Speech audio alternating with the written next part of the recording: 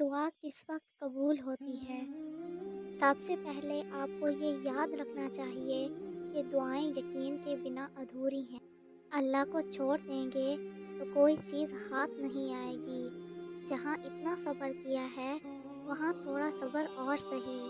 آپ اللہ سے دعائیں مانگا کریں اور پھر صبر کیا کریں، اس یقین کے ساتھ کہ آپ کی دعائیں ضرور قبول ہوں گی۔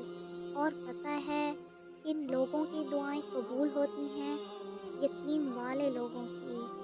وہ لوگ جو دعائیں مانگتے ہیں لیکن وضاحت نہیں مانگتے کہ اے اللہ میں تو اتنی دیر سے دعائیں کر رہا ہوں، قبول نہیں ہو رہی۔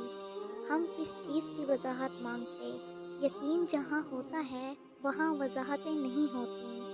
یقین کے آگے کچھ نہیں ہوتا، صرف صبر ہوتا ہے، خاموشی سے کیا گیا صبر۔ آپ جتنا زیادہ صبر کریں گے آپ کی دعائیں اتنی جلدی قبول ہوں گی انشاءاللہ۔ دعائیں تو دل کا راز ہوتی ہیں جن کا رازدار خود اللہ ہے، اور اپنے بندوں کے رازوں کی لاج رکھنا اسے خوب آتا ہے۔ دعائیں سب کچھ کر سکتی ہیں جو تم مانگ رہے ہو۔ وہ تمہارے لیے اور دنیا کے لیے ناممکن ہو سکتا ہے، لیکن جس سے مانگ رہے ہو وہ اللہ کل شیء قدیر ہے، جو اس پورے نظام کو چلا رہا ہے، جس کے حکم سے سورج نکلتا اور ڈھلتا ہے، جس کے حکم سے صبح شام میں اور پھر شام رات میں بدل جاتی ہے، جو تمہیں آج تک سنبھالتا ہے، وہ کیسے تمہاری دعاؤں کو قبول نہیں کرے گا؟ اللہ سے جب بھی مانگو، جیسے مانگو، وہ ضرور سنتا ہے۔